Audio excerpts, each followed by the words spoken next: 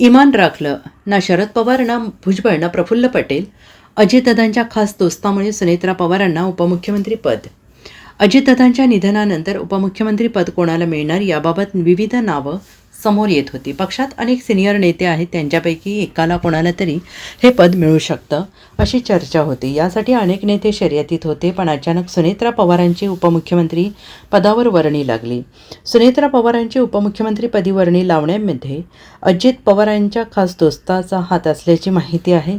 विधानसभा निवडणुकीत खांद्याला खांदा लावून काम केलेल्या एका सहकाऱ्याने सगळी सूत्र फिरवत सुनेत्रा पवारांना उपमुख्यमंत्री पदापर्यंत पोहोचवल्याची माहिती आहे.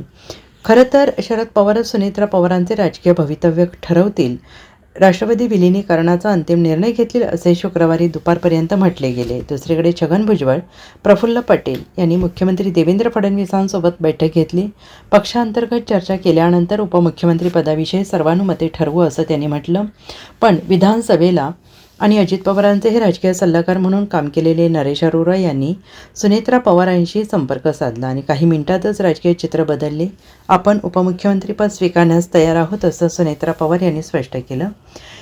त्यानंतर भुजबळांनी माध्यमांना माहिती दिली. नरेश अरोरा हे अजित पवारांचे निकटवर्तीय सहकारी मानले जातात.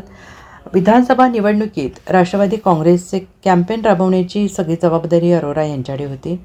महाराष्ट्रात लाडकी बहीण योजनेचा प्रचार करण्यासाठी राष्ट्रवादीचं पिंक कॅम्पेन चालवण्यामागे प्रमुख भूमिका नरेश अरोरा यांची होती.